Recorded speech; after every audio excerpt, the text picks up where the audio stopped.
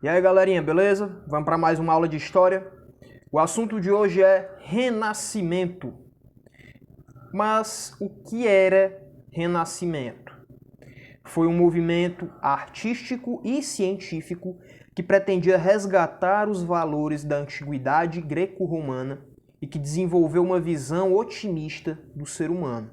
Explicando, foi um movimento de artistas, de cientistas, de escritores, de intelectuais que pretendia resgatar a cultura dos gregos e dos romanos, porque eles acreditavam que a Idade Média, certo? Inclusive esses conceitos de Idade Média, Idade das Trevas vai surgir mais ou menos nessa época. Eles entendiam que a Idade Média foi um período em que as coisas boas da Idade Antiga, da cultura grega e romana, haviam desaparecido e as pessoas tinham entrado numa época de paralisia cultural, digamos assim. Isso era a crença deles, tá? Então eles queriam fazer o quê? Trazer de volta a cultura dos gregos e romanos, alguns aspectos dessa cultura que eles tanto admiravam. E eles desenvolveram uma visão otimista do ser humano. O que quer dizer isso? A ideia de que o ser humano é muito massa. O ser humano é a obra-prima de Deus, a coisa mais incrível da natureza. Um ser que é dotado de habilidades. O ser humano ele tem capacidade de criar, capacidade de transformar, capacidade de fala, de língua, enfim. O ser humano ele é um ser vivo mais extraordinário que a natureza já produziu. Ou Deus, né? E aí, gente, isso aí vai também contrariar um pensamento anterior de que o ser humano ele está mergulhado no pecado, que o ser humano é inferior, que o ser humano não é nada, que o ser humano é um fracasso, que o ser humano está condenado ao erro, tá? Eles vão desenvolver a ideia de que, na verdade, não, o ser humano é um ser dinâmico, é um ser criativo, é um ser inteligente, certo? E aí, gente, quando é que aconteceu esse movimento chamado Renascimento desses artistas e cientistas intelectuais? Entre os séculos 14 e 17. Então vai pegar ali século 14, é quando a Idade Média está começando a terminar, o feudalismo está começando a entrar em crise. E onde aconteceu? Iniciou-se nas cidades italianas e depois se espalhou por toda a Europa Ocidental. França, Espanha, Alemanha, Inglaterra, Holanda, Portugal, etc. Por que começou nas cidades italianas? Qual era o contexto da época? Por que isso aconteceu?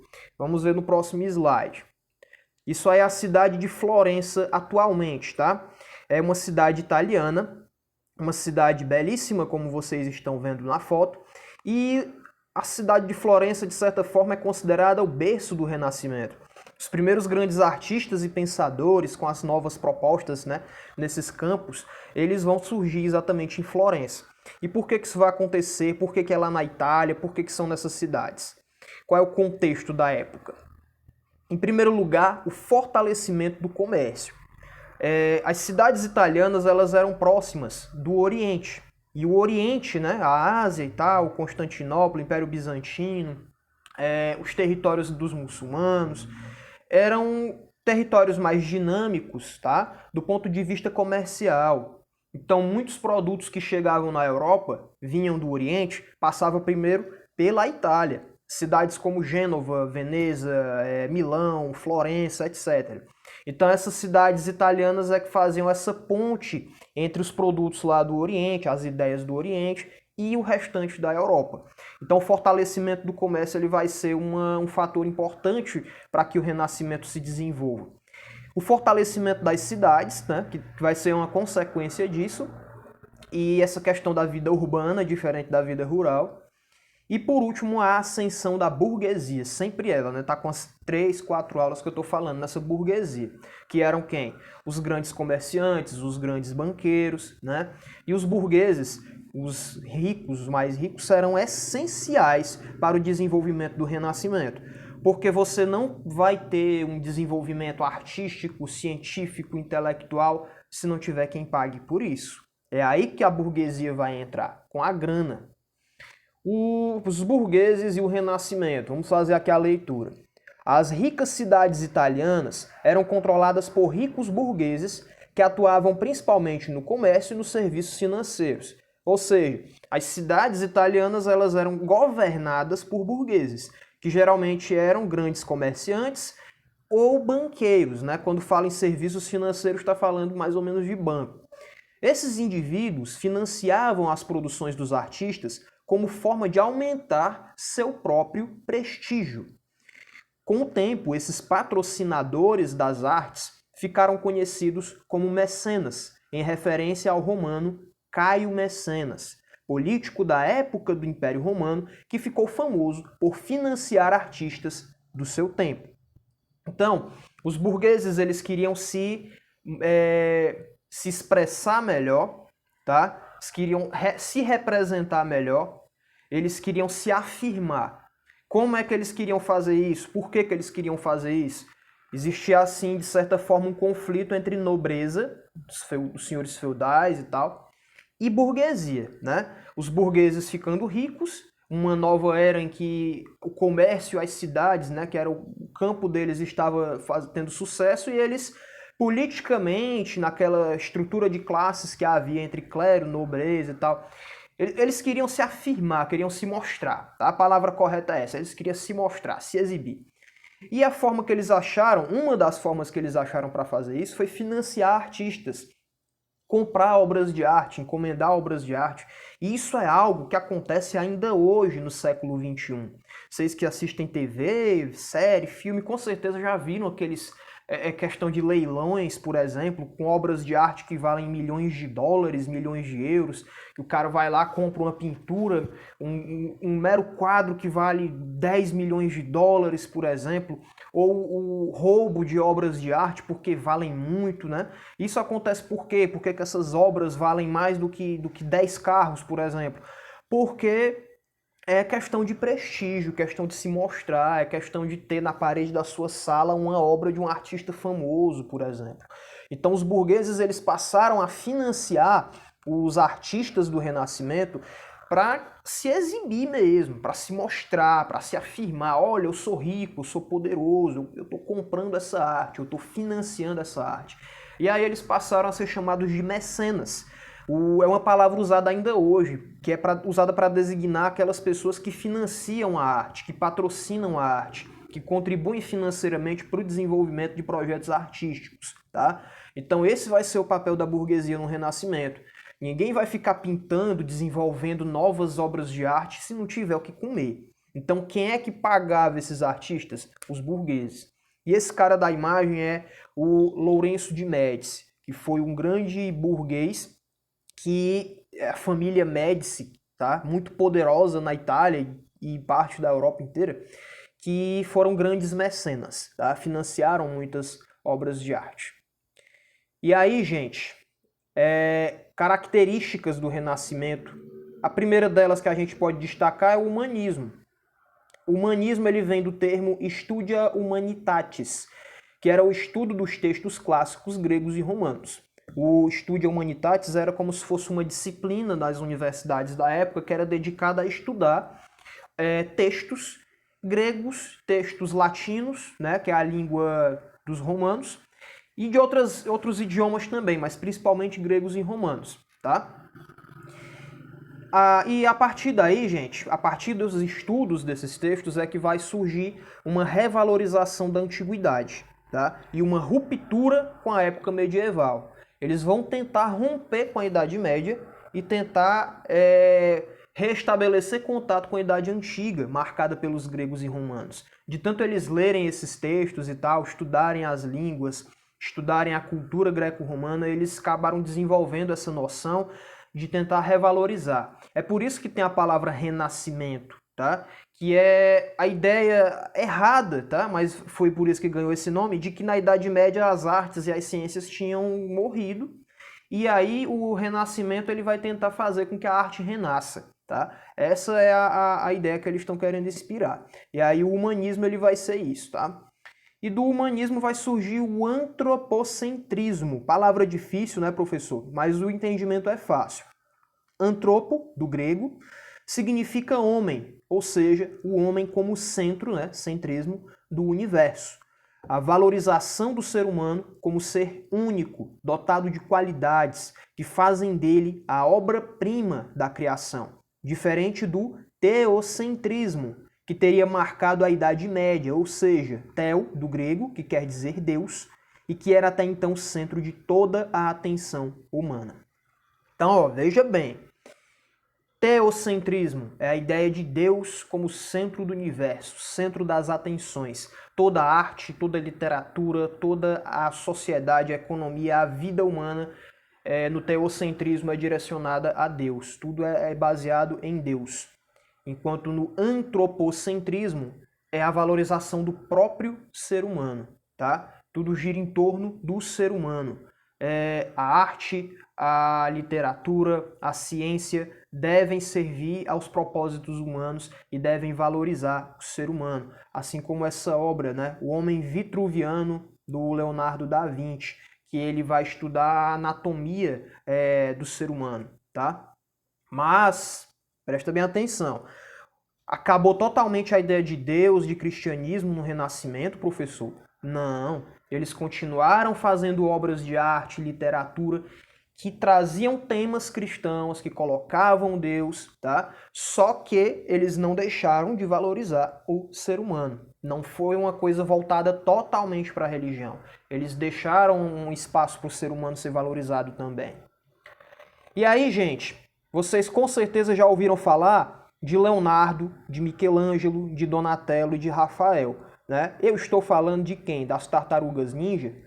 Pode ser. Uma coisa que provavelmente vocês não sabiam, mas os nomes das Tartarugas Ninja foram inspirados nos nomes de artistas do Renascimento. Leonardo é de Leonardo da Vinci, Michelangelo é do próprio Michelangelo, Rafael é do Rafael Sanzio e o Donatello. Eles foram artistas, grandes artistas da época do Renascimento, tá? E aí a gente vai conhecer alguns deles agora. Primeiro a gente vai dividir o Renascimento em 3 períodos, tá? O primeiro, que é chamado de pré-renascimento ou Trecento. Por que Trecento, professor? Ele é um C, porque é italiano, meu filho. Trecento, que equivale ao século XIV, ou seja, os anos 1300. E aí teremos nomes como Dante Alighieri, Francesco Petrarca e Giovanni Boccaccio. E esses caras, eles foram grandes autores, escritores, poetas, que nas suas obras literárias eles colocaram muitos elementos da cultura grega e romana, muitos elementos que valorizaram o ser humano, sem fugir também dos temas cristãos. Na pintura dessa época se destacou um cara chamado Giotto di Bondone, tá? Aqui é um exemplo de obra dele, Fuga para o Egito. E aí você vê, é um tema cristão, né? Fuga para o Egito aqui trata do momento em que a família sagrada, né? José, Maria, Jesus teriam fugido para o Egito, né? E aqui ele vai desenvolver uma ideia de perspectiva, tá? Que é muito importante. A pintura, ela tem uma parte de trás, ela tem um fundo. Você pode observar ali que tem um anjo, você pode observar que lá longe tem árvores, né? Tem esses morros. Isso quer dizer o quê? Que ele vai criar a ideia de que a pintura ela não é só isso aqui. Digamos que a minha cara aqui, o meu quadrinho aqui, seja uma pintura. Tem eu aqui na frente, mas também tem esse 3D aqui, eu estou escapando da imagem, né? Atrás de mim tem a perspectiva, tá? Tem um fundo, tem ali um armário, tem ali o teto, a parede, tá? Então a perspectiva é o quê? É uma ideia de que a pintura ela vai ter profundidade. Olha bem para a imagem, você vê as pessoas, né? O próprio burro que está na imagem, ele está na perspectiva, ele está atrás ali de Maria segurando o menino Jesus. Então a ideia é de que a imagem ela vai para trás, beleza? E aí tem o Quattrocento, que equivale ao século XV, ou seja, os anos 1400, e vão se destacar, por exemplo, Brunelleschi, o Donatello e o Botticelli. O Brunelleschi ele vai desenvolver a perspectiva matemática. Ele não só vai desenhar o fundo por desenhar, ele vai colocar, gente, matemática no meio, ele vai fazer cálculos, ele vai estudar o espaço, as proporções, para poder criar uma imagem de perspectiva ainda mais exata. Então observa esse corredor na primeira imagem, com as colunas, com o portal, né? E ali o esboço, as linhas, as ideias matemáticas que vocês ainda vão desenvolver melhor em outros níveis de ensino, né? Tudo isso ele vai levar em consideração, vai estudar para tentar reproduzir uma imagem perfeita da realidade. E aí tem um outro exemplo, uma estátua São João Evangelista de Donatello. São João, professor, é cristão, só que olha o estilo da imagem, olha como ele tenta retratar o ser humano com perfeição. E aqui uma outra obra famosíssima, Nascimento de Vênus, do Botticelli. Essa obra ela vai trazer elementos da cultura grega e romana. Vênus é a deusa do amor para os romanos. E ele vai trazer perspectiva, observe lá atrás o fundo da imagem, árvores, a água, né? E a valorização do ser humano na forma do corpo humano, tá? Ele vai trazer o corpo humano como valorizado. E aí tem o Cinquecento, que equivale ao século XVI, né, aos anos 1500, 1400 para os anos 1500. E aí tem o Leonardo da Vinci, todo mundo já deve ter ouvido falar dele. O Leonardo da Vinci ele fez de tudo, ele era arquiteto, ele era engenheiro para produzir armas, ele pintava, ele fazia esculturas, música, poesia, botânica, enfim, ele era bom em tudo, fazia de tudo. E aí a obra mais famosinha do Leonardo da Vinci, a Mona Lisa, né? Que vai trazer a perspectiva, olha o fundo da imagem atrás da Mona Lisa, o ambiente que tem. Ele vai trazer o aspecto humano, o sorriso dela. Ele vai reproduzir um sorriso que até hoje é uma coisa enigmática, que até hoje faz muito sucesso na cultura pop, por exemplo, né?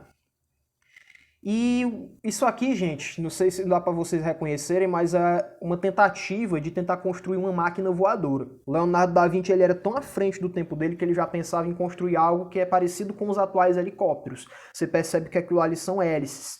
Então lá no século XV, XVI, ele já estava desenvolvendo ideias de projetar máquinas que voavam. E aí tem o Rafael Sanzio, que desenvolveu a sua obra mais famosa chamada A Escola de Atenas, em que cada personagemzinho desses aí equivale a um pensador, a um filósofo, a um escritor grego ou romano, tá? E aí nessa imagem tem a valorização, obviamente, da cultura grega e romana, a valorização do ser humano pelo seu aspecto criativo, né? Todas essas pessoas são pessoas criativas.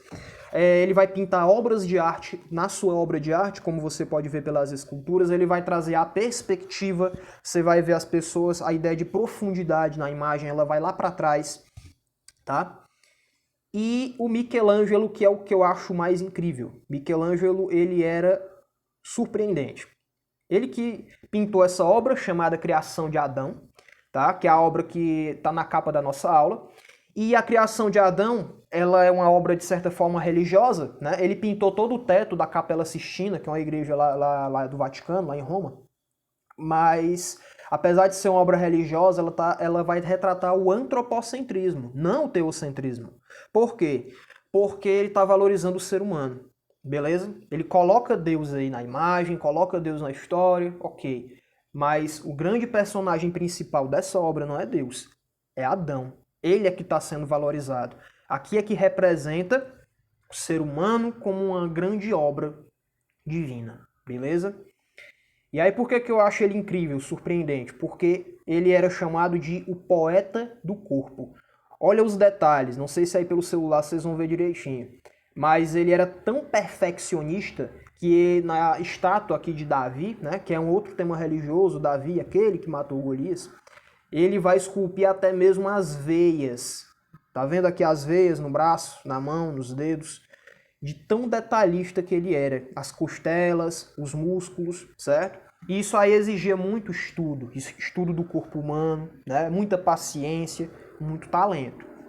E um detalhe, gente, vocês viram que tem várias imagens de nudez, né? Muitas imagens de nudez no Renascimento. E isso não é imoralidade. Por quê? Porque o objetivo dos artistas do Renascimento não era retratar esse aspecto do ser humano. Era para mostrar o quanto o ser humano é belo. Era isso que eles queriam mostrar.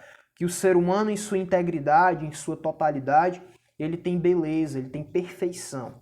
Então, quando eles mostram um corpo nu, pintam um corpo nu, eles não estão querendo fazer algo errado, algo imoral. Eles estão querendo demonstrar o valor, a beleza do corpo humano. E aí, gente, na próxima aula, a gente vai fazer o quê? Vamos começar a trabalhar a literatura do Renascimento e a ciência do Renascimento. Valeu!